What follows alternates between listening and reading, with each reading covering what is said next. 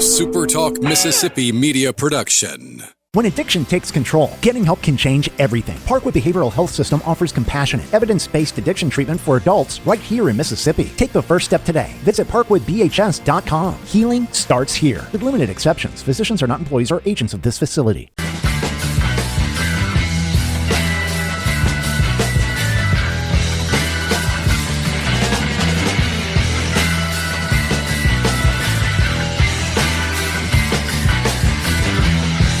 Welcome in on this Sunday edition of the podcast. My name is Michael Borky. We are officially on the other side of summer. I don't know if you guys knew that today, the longest day of the year.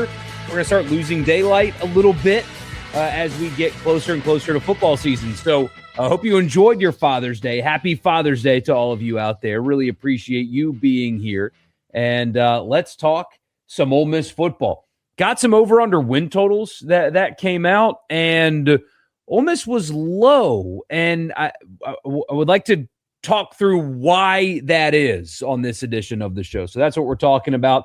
I know there's been some recruiting stuff with baseball and football. Now, I guess the football recruiting hasn't popped quite yet, but it's about to.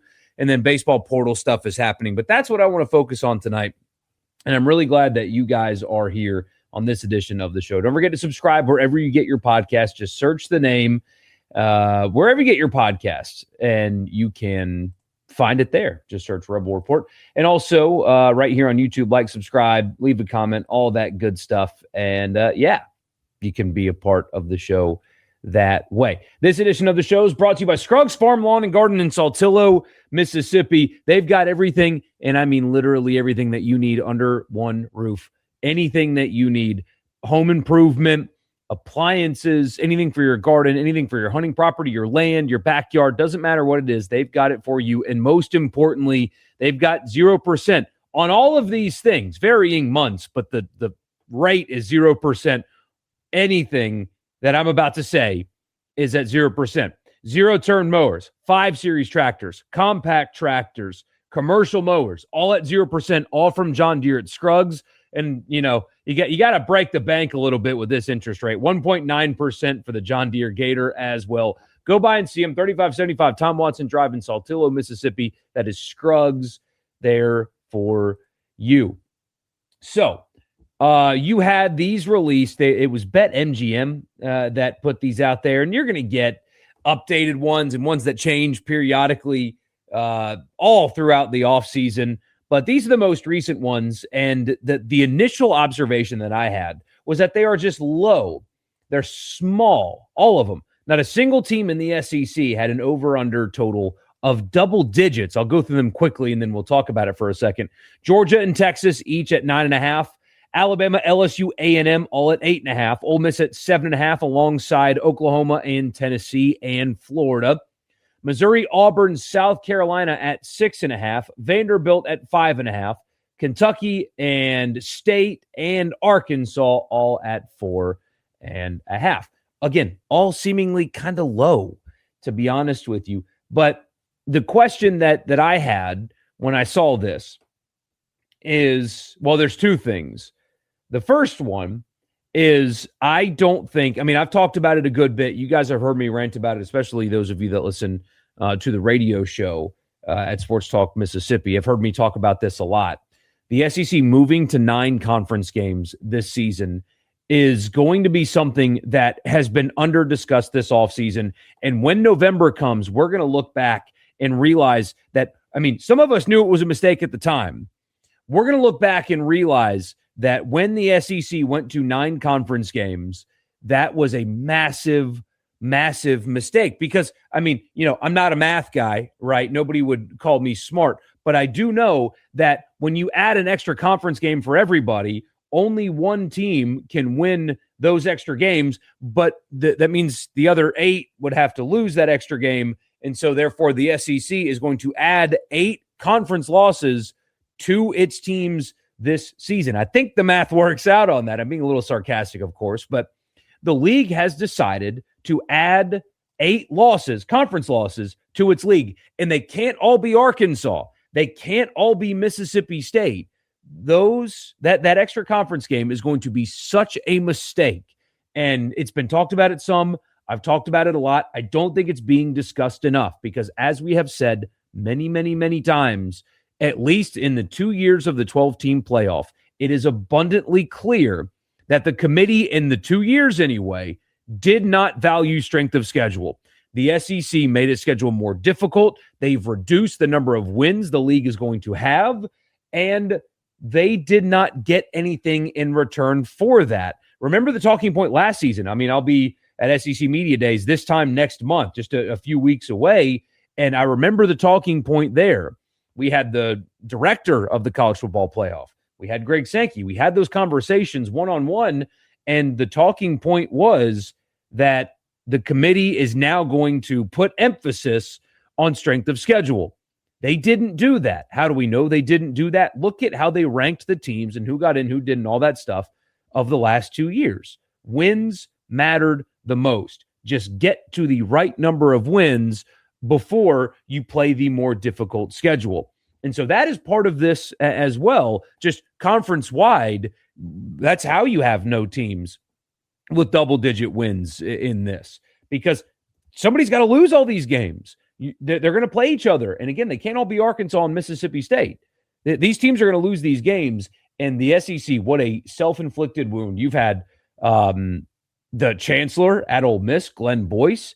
You've had John Summerall. So you've had a coach and a chancellor on record say that they would not have voted the way they did had they had the correct information at the time that they were not going to get an expanded playoff as a result of going to 9 conference games. Or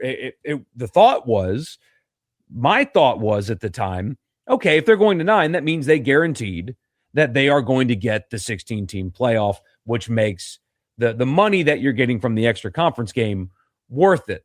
The more difficult schedule is worth it if you have more teams getting into the playoff. They didn't get that. And the league pushed back on that. But when you have a chancellor that voted and a coach on record say that they wouldn't have done this had they had the right information, that is a big problem. So the effects of that are going to get felt come playoff time. That is part of why these totals seem low. That is part of why Ole Miss's total seems low. So that's the first thing. But now the second thing is the Ole Miss side of it.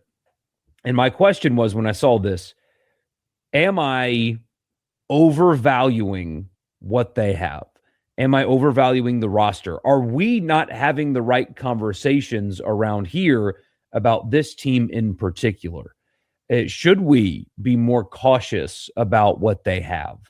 What are we missing? What is the disconnect between the discourse here, where it's a playoff team, right? That they have the roster that should be in playoff contention come Egg Bowl time. That's what I believe. But the odds makers do not seem to think so. You have this at 7.5. I saw another one at 8.5. That's a little bit more appropriate. If I were setting it right now, I think I would be in the 9 range, like Texas and like Georgia, as opposed to a 7.5 range. So are we overvaluing? And what is the reason for this total being so low? I don't necessarily think it's like a disrespect thing. I certainly do not believe it's the roster.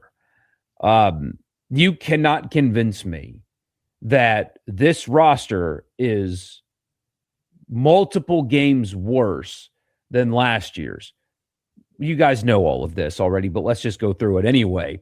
Quarterback back, the most valuable position on the field, a guy that generally doesn't make mistakes, is an outstanding leader, and by the way, a pretty outstanding quarterback as well, running a very similar system, one that fits his skill set. He has an entire offseason of being the guy.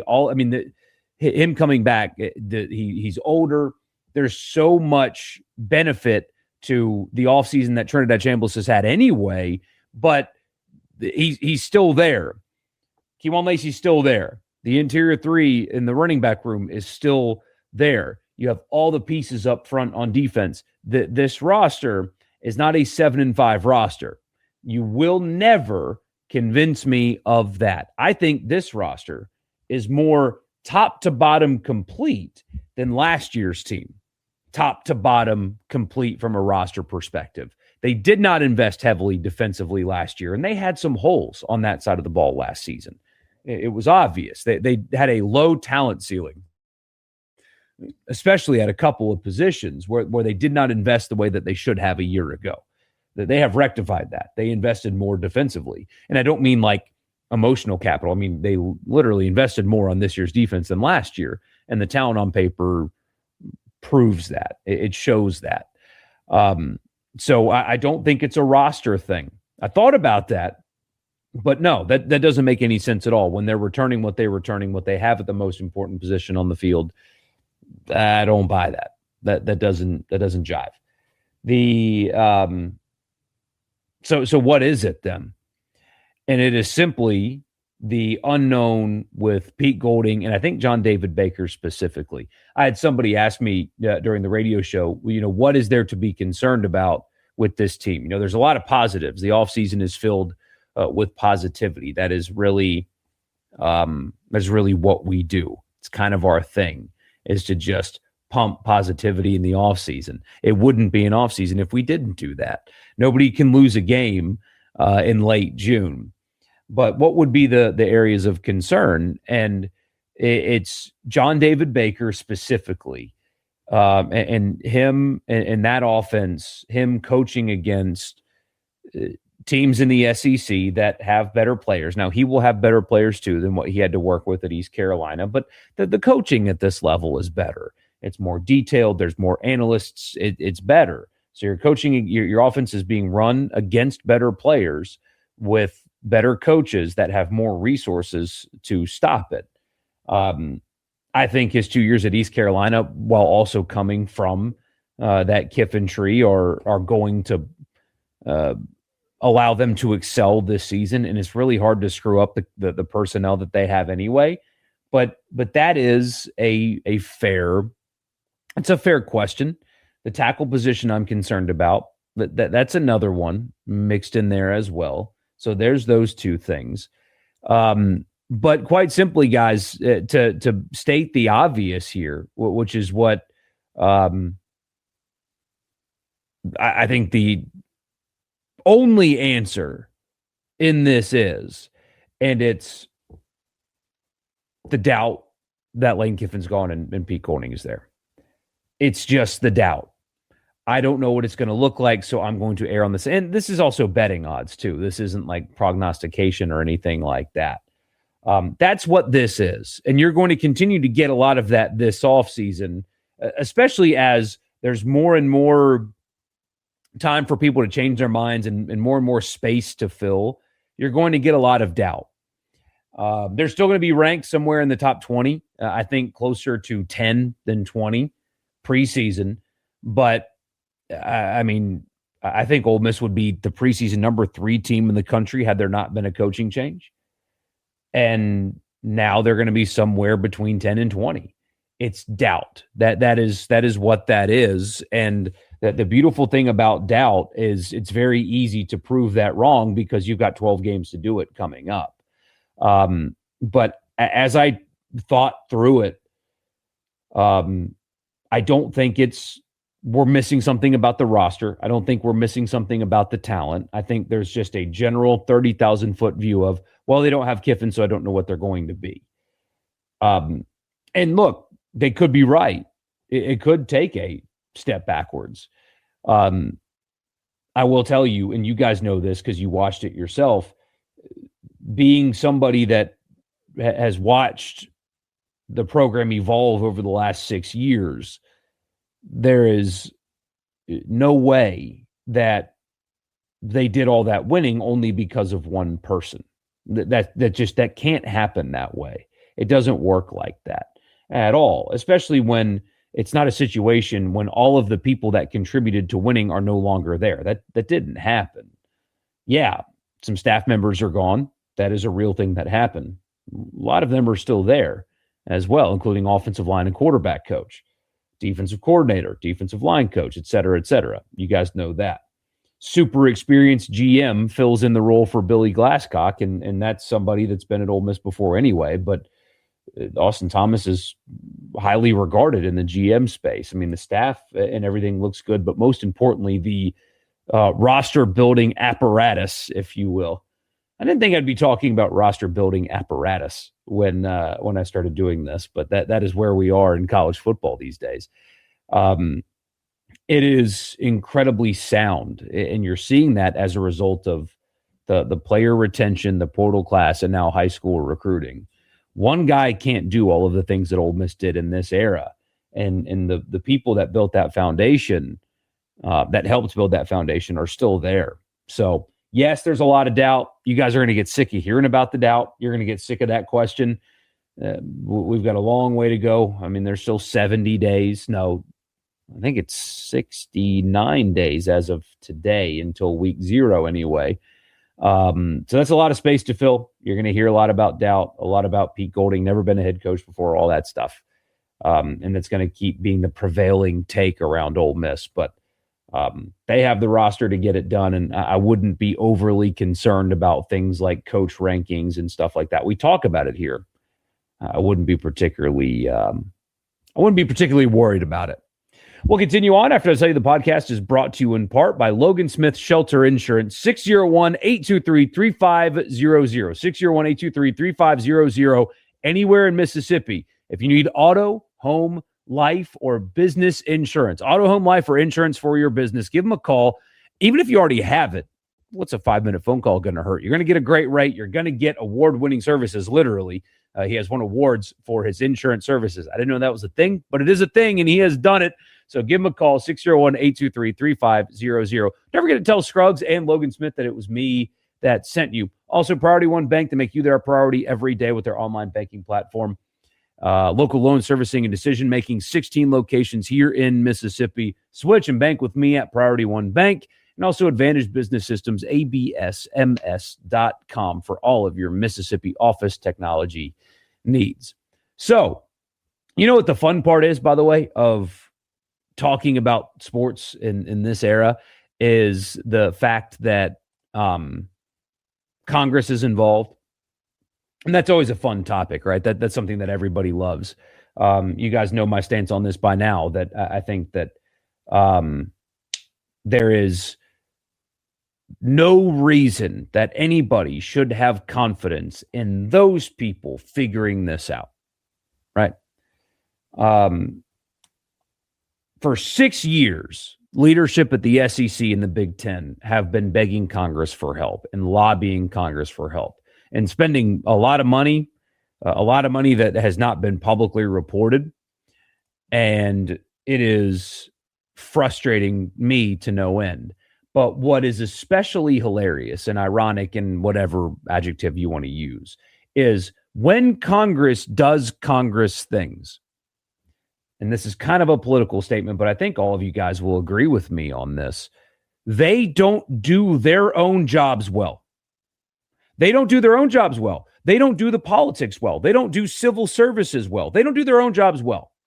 And so they write this bill, and Ted Cruz, backed by the billionaire that can't keep his emotions in check on Twitter, that did all this stuff with Sorsby, that's who's backing all of this, writes this bill that doesn't favor the SEC and the Big Ten, and they release these statements about how they're disappointed, all this stuff. What I keep going back to is this is what you asked for. How do people in charge at the SEC and the Big Ten, who released a statement at the end of last week, I guess it was Thursday, is when they did this. They released this statement disagreeing with this, and this is what you asked for. How can somebody as educated as the leadership team at the SEC and the Big Ten not have seen this coming? How could you not have seen? But anyway, so what is going to happen, or what is currently happening, and I think Maria Cantwell, one of the senators that wrote it, is they're specifically targeting the SEC and the Big Ten. And she had a quote, and it's this right here. What we did today is say we're not going to let the most powerful and richest conferences dictate to the rest of America what's going to happen to 500,000 athletes, end quote. That is such a gross mischaracterization of what the problem is. And that, again, is what's so frustrating about this, and why I have talked for years and years with you guys and on the radio show about a breakaway and how that needs to happen. And I think that's coming, by the way. But that statement right there proves how unserious this entire operation is, because technically, Texas and Georgia and Ole Miss and LSU and Mississippi State play the same sport as Mount Union and Mary Hardin Baylor and Millsaps and Belhaven. They all play college football, but they don't play the same sport. And everybody knows that. But the people that are writing this bill want to treat the SEC and the Big Ten the same as Furman and the same as Belhaven. And they want to mush all of these together. They want to treat the quarterback like the golfer, and they're not the same, and they need to not be treated the same. But that's what this kind of bill is going to do. And the worst part about it is you have this framing now, the anti-Super League provision in this bill, which part of me wonders, what is the constitutionality of this anyway? Will this hold up against the Supreme Court, where they have a provision in this bill that I still don't think is going to pass, mind you, but especially when they're targeting specifically the SEC and the Big Ten, who have members in 25 states? There's no way that, and I think Roger Wicker was one of the no votes when it got out of committee. If a senator from Mississippi votes on this bill, they need not hold office anymore. Congress shouldn't be involved in this crap at all. But if one of your senators votes in favor of this, they don't need to be your senator anymore, because it is specifically targeting you. But this provision's the worst part about all of it. And again, I don't know how this holds up. I don't know how capping the income on legal adults without their say holds up, without some kind of bargaining agreement or anything. But still, they have this anti-Super League provision, which applies to leagues earning at least $700 million in revenue league-wide. So it essentially stops the Power Four conferences from expanding or joining together. It will hold them in place. And it would also, this bill, again, I don't understand how this would hold up in the Supreme Court, but if it got that far. But the provision would prohibit any outside entity from creating a conference or allowing them to pull media rights together. So like a third party creating a new division that the SEC and the Big Ten go play in. Do you know who this really harms, though? It's not the SEC and the Big Ten or the Pac-12 and the ACC. This harms a program like a TCU. Remember what TCU used to be and what they are now? Think about the ascension of an Appalachian State. What Appalachian State was. I mean, they were in the FCS. They were playing Furman every week. And now look at what they've become. There could be a path down the road for them to join the ACC. You think that's crazy? Look at what TCU did. Look at what Utah did. But that ends that possibility. That keeps the App States and the Boise States of the world, it keeps them down. It keeps Washington State and Oregon State, who Maria Cantwell is fighting on behalf of, allegedly, it keeps them down. It will never allow them to rejoin their old conference mates, their in-state rivals. That's what this would do, is it would block that. It would, they're saying that they want to prevent a super league, but what they're preventing is growth among the other leagues to get to the highest level of the sport. So kind of rambling here, but that's the kind of stuff you invite when you invite Congress to do it. And you've got big media people at Outkick, for one, that were championing this thing in part because of political motivations. But this is really bad on a lot of levels. It's bad because you shouldn't, and you can't trust the people in charge of this thing. Don't even know if it'll hold up legally anyway. They're specifically targeting the SEC and the Big Ten, and they're treating Division I and Division III the same. They're treating the quarterback and the golfer the same. And now they're preventing an Appalachian State or a Boise State or a Washington State and Oregon State from getting to go play with the big boys again, or for the first time. This is a disaster. But like I said at the start of this offshoot conversation, this is a disaster, but this was invited by the SEC and the Big Ten. They asked for this. So them being mad about this falls flat to me. I don't really want to hear it. When you involve Congress, this is what you get. A disaster is what you get. So what is best for the SEC and the Big Ten and schools they want to bring with them is a breakaway from the NCAA and creating an extra division. Let's be honest. I mean, the SEC and the Sun Belt technically play for the same championship, but they really don't play for the same. They don't play for the same thing. So I've long believed that the group of now 6 conferences need their own championship anyway. That's the only way you're going to get your rules back. That's the only way, because these people are not serious. And the SEC not seeing this coming, leadership of the SEC not seeing this coming is a big problem to me. But anyway, I'm going to cut it off a little early tonight, guys. Just a couple of comments, so we'll get to those. You say Ole Miss could go undefeated 10 years in a row, and in year 11, Vegas will still put Ole Miss's over-under at 7.5 wins. You know, there is some, oh my God, your profile picture. Jesus, man. What are you thinking? My God. But there is some truth to that there is brand bias in these things. What Ole Miss has to do is just keep winning, though. Keep winning without Kiffin. That you can change that narrative quickly. You really can. Said it last week, and you'll repeat tonight. Give me the over. Another one, I'll take the over. Yeah, absolutely. That is, to me, barring relative health, a very, very easy bet. Very easy bet. Ole Miss over 7.5 should hit without issue. If it does not, though, barring relative health, if that does not hit, then buyer's remorse will exist. It will. If Trinidad doesn't get hurt and Kewan stays healthy and they go 7-5, I think the contract would be prohibitive for moving on, but man, you would wish that it wasn't, with the language that exists on there. So anyway, all right, guys, long day. I'm beat. I'm going to go ahead and hang it up. I appreciate you. I'll see you on Tuesday night. Y'all have a good rest of your Father's Day, and I'll see you then.